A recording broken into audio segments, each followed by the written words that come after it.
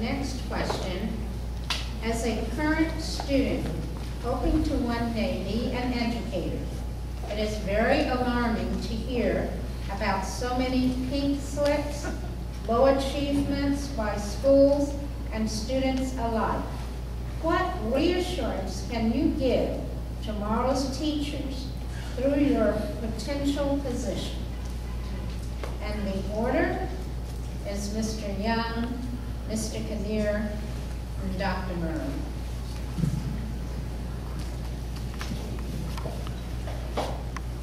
These are challenging times that we live in. I talk to potential teachers on a regular basis, students who are in college. One of my sons graduated from college just a few weeks ago.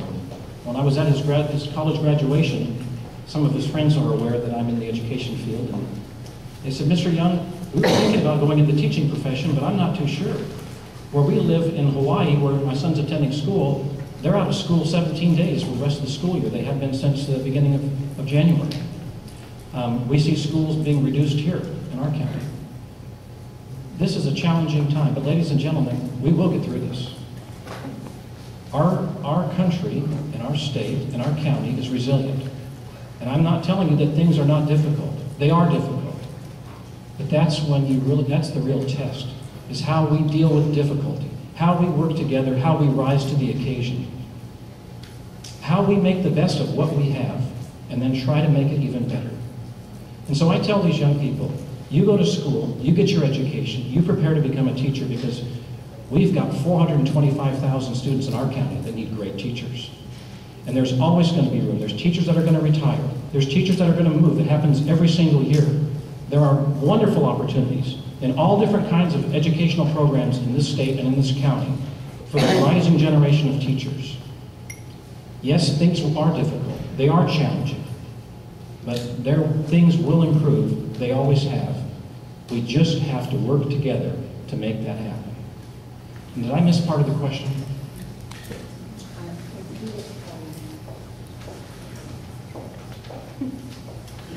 As a current student hoping one day to be an educator, it is very alarming to hear about so many pink slips, low achievements by schools and students alike. What reassurance can you give tomorrow's teachers through your potential position?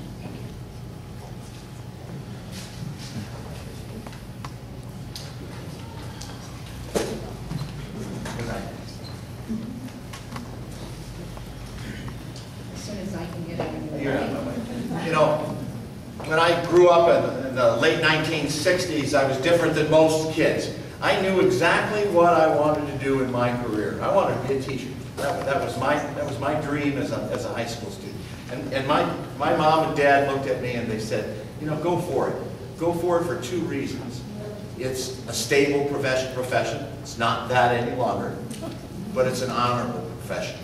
And it still is an honorable profession. A more honorable profession than I can't compare it to any others. There's no better position, no better job than being a high school principal, than being a teacher, than being an educator, to make the difference in young people's lives. I believe that from the bottom of my heart. Teachers should judge their career. Superintendents should judge their career from the long haul, from the start to the beginning. Not on a year or 2 or 3 or 4 that are very difficult and challenging for us. They should judge their career on the long haul and the number of children that they impact. And it's a great profession. I will encourage young people, continue to encourage young people to follow our profession by walking the talk, if you will. Thank you very much.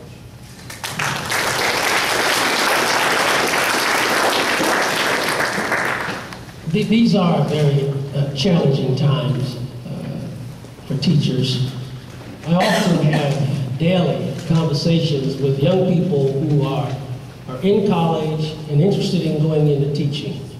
And one of the things that they always ask that question, because of the economic times now, I'm concerned and worried about getting a job.